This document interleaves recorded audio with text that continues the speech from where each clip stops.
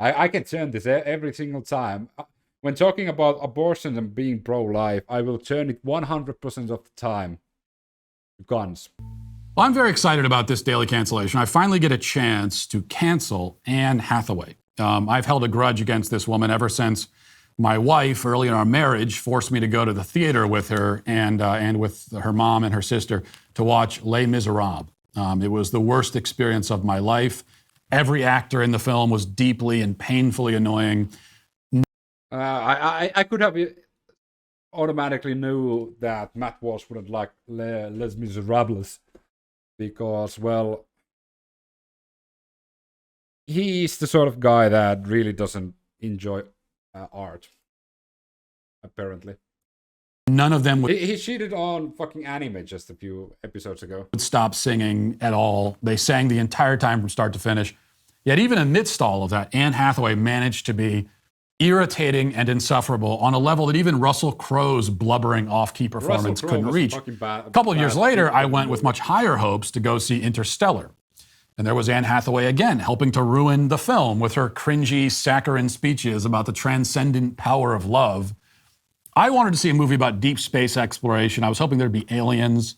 Instead, I got no aliens, only a little bit of space exploration, in exchange for a lot of scenes of Anne Hathaway and Jessica Chastain sulking and whining and giving corny sermons. So the only thing that would have made it worse is if they started singing, which thankfully they didn't. Matt. All that to say, this cancellation is a long time coming. Hathaway's appearance this week on The View has, I think, finally provided me the opportunity that I've been waiting for. Incoming. Let's watch. You know, The Devil Wears Prada did turn 16 this summer. Yes. The time flies, boy. So you wrote this on Instagram, quote, "I am struck by the fact that the young female characters in this movie built their lives and careers in a country that honored their right to have choice over their own reproductive health. See you in the fight." So why did you write that? Why was it important to you to write something like that? Because we're in the fight. Mm-hmm. Yeah. We're in the fight every day. We're in the fight every minute. And you mentioned The Devil Wears Prada turning sweet 16. Yeah. Some 16-year-old's life has been irrevocably changed because of the current overturning of Roe v. Wade. And in this character, I played... Oh boy, are we talking about abortions again? This is going to be fun. This is going to be a fun talk. A young woman who was starting out her career. And when you are a young woman starting out your career, your reproductive destiny matters a great deal. Of course. Yeah. And it had just happened, and I think about it all the time. I think we all think about it all the time. And if you're wondering what I'm doing at the same time, I have a bad case of ADHD, so I'm actually shuffling a deck of Uno cards.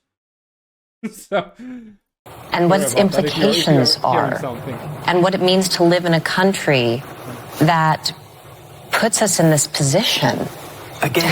Again. And so if I were to play that role nowadays, I couldn't take that for granted. I couldn't take that freedom for granted, the freedom of choice. And by the way, this is not a moral conversation about abortion. Right. This is a practical conversation about women's rights. And by the way, human rights, because women's rights are human rights. And the freedom that we all need to be able to choose and build our lives and have access to excellent health care. See, this is exactly what she did in Interstellar, just babbling incoherently. Of course, if you listen to any leftist when they talk about abortion or really any other subject at all that any of them do is babble incoherently. So let's try to sift through this. She says that it grieves her to consider that the young female characters in Devil Wears Prada would not be able to have abortions if the film was set in the current day. It is, to begin with, extremely strange to worry about the availability of abortion for fictional characters. Now, I've never seen The Devil Wears Prada, but I'm pretty sure that the film is largely set in New York. I have no fucking idea. I haven't watched Devil Wears Prada. I don't know what's the plot. I don't know anything about the movie. In New York can still get abortions unless they don't exist because they're fictional, which is a logistical problem that will prevent them from doing a lot of things, including getting abortions. Also, again, not having seen it, my impression is that the movie has a rather dim view of selfish, career-obsessed people. That's like the Devil Wears Prada. So part of the moral of the story, from what I understand, is that there's more to life than professional ambition. Yet Hathaway's takeaway is that women need to be able to kill their children so they can focus more on career advancement? Abortions aren't killing children. You know what is killing children? We actually talked about it like an hour ago. Guns. Guns kill more children. Because before 12 weeks, it's not considered to be a child yet. It's a blob. There seems to be a little bit of a disconnect here. She also speaks about reproductive destiny, which of course is exactly the sort of asinine, hackneyed phrase you would expect Anne Hathaway to use when discussing abortion. It's not the sort of wording that I would ever choose.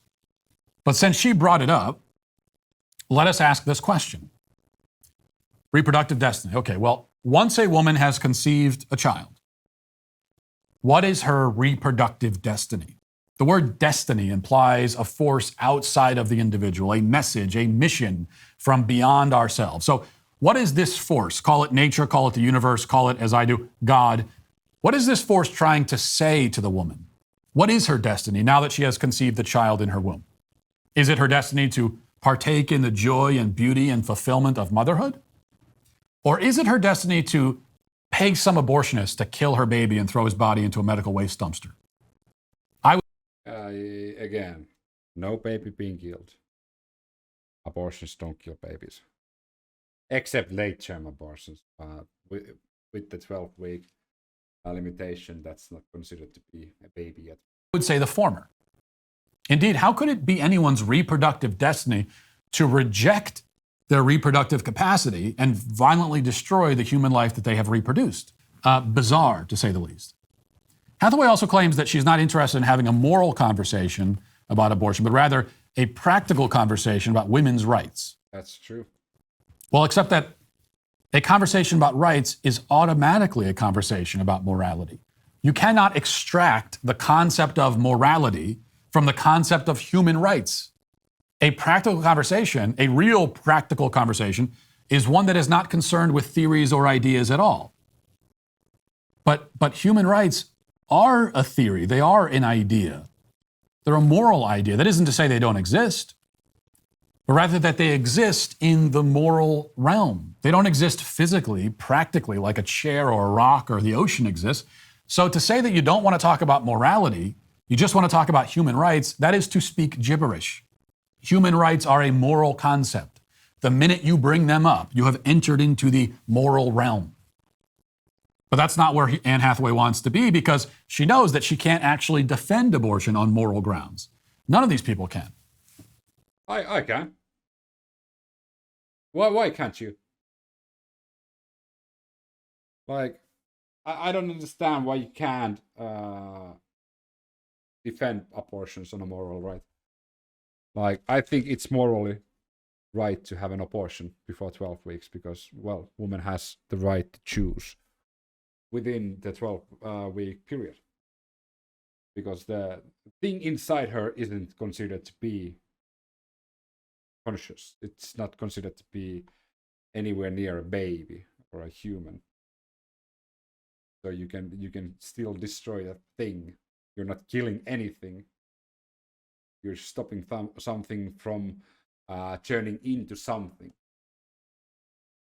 Possibly, it might not turn into.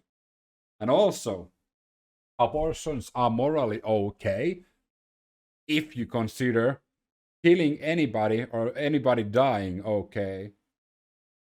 Why am I talking about this? If you think guns, the Second Amendment, should exist, and you have the right to bear arms, and guns are a good thing, then you can't be pro-life on abortion issues, considering guns kill more children, and actual children, and traumatize the rest of the children. Guns do more harm than abortions morally. So you choosing morally to stand on a high ground on abortions because you think that a 12-week fetus is a baby, and you still promote guns, that's called a hypocrite.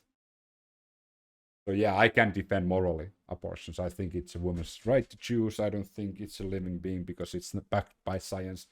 that if you do abortions before 12 weeks, you're not killing a human. And I also morally can say that I'm against guns because I'm pro-life. Guns kill people. And that's the issue. But she had more to say, and it only gets dumber from here, so let's continue. Another thing, and just without going into too many details, my own personal experience with abortion, and I don't think we talk about this enough, abortion can be another word for mercy. We don't know. We don't know. It's not a world in which we know that no two pregnancies are alike, and it follows that no two lives are alike. That follows that no two conceptions are alike. Yep. So how can we have a law? How can we have a point of view on this that says we must treat everything the same? And where I come at it from is when you allow for choice, you allow for flexibility, which is what we need in order to be human. So that anyway, I just wanted to include that part. Especially for that. It's not set in stone. Just because you get pregnant doesn't mean you get to keep that baby. Yeah, it's a health decision. And it can be. It's it really personal can be. Decision. Yeah. Right. Living, and I've been forgiven. Abortion is another word for mercy, she says. But mercy for whom? Mercy for the child who's being killed? That's not mercy. The child has an entire life ahead of him. That's not a child again. Matt Walsh is twisting the narrative. I think it would be mercy for the, I don't know, for example, the underage girl that was raped and is forced to keep the baby. It's quite traumatizing for the underage girl to be forced by adults to give birth to a child. I think that's mercy, right? Of course, I'm nitpicking. And that is true. Rape victims and abortions are a small fraction of from the pie, so I am nitpicking. And that's why I don't think that's the argument. But it can be mercy. It doesn't mean it's inherently mercy, but it can be mercy. I think that's the emphasis on the thing. It can be. It's not automatically mercy. There's a possibility for mercy. Or he should. You're taking that away. You're deciding for him that his life is not worth living. You're erasing all of his potential. You know what is not mercy? Children being afraid of going to the school because they can be shot up because people wanting to own guns. You don't see mercy for your children. You don't show mercy for your fellow citizens. I can turn this every single time. When talking about abortion and being pro-life, I will turn it 100% of the time to guns. When we're talking about people who live in the United States, if we're talking about people who are living in Finland, it's a more complicated conversation. But again, before 12 weeks is okay. All that could have been. And you're not giving him a choice in the matter. There's no mercy in that. It's the opposite of mercy because it's the opposite. The being before 12 weeks can't make a decision. There is no thing there before 12 weeks that can make the decision. Of empathy. And you can't have mercy without empathy. Well, again, where's your fucking empathy for the parents who lost their children or the parents who are afraid to send their children to school because there's a huge probability for there being a school shooting because of guns? Or do you mean that it's merciful to the woman? Are you saying that killing a child is an act of mercy to the child's mother? It also can be mercy for the mother. Mental health issues or just like other pregnancy complications. So it can be merciful for killing the thing inside the mother. So yeah, again, there is a possibility that it is mercy. Merciless. No, not merciless, mercy. Well, no, mercy to the mother is to help her, to give her the resources she needs. Mercy is what pregnancy centers provide. Mercy is their ministry. It's what they do. Abortion clinics, on the other hand, are vultures. They prey on fear and misery. They cash in on it. They feed off of it. They profit off of it. No. You're describing the NRA, National Rifle Association, not the pregnancy centers. Matt Walsh is describing the NRA. They sell guilt. They sell regret. They sell loneliness NRA. while taking away the love and joy of motherhood. That's not mercy. It's mercenary. Oh, no. Again, NRA. So whichever way Hathaway meant it, she's wrong. Though I'm not sure she knows how she meant it because she's just babbling, which is what most defenses of abortion boil down to. Incoherent babble. No.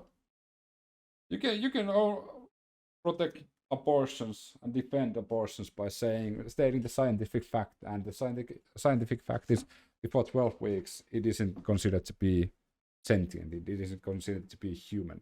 Only if you think that it's considered to be a child after being conceived, then yeah, but only dumb people do that because it's not even a fucking amoeba, even like back then.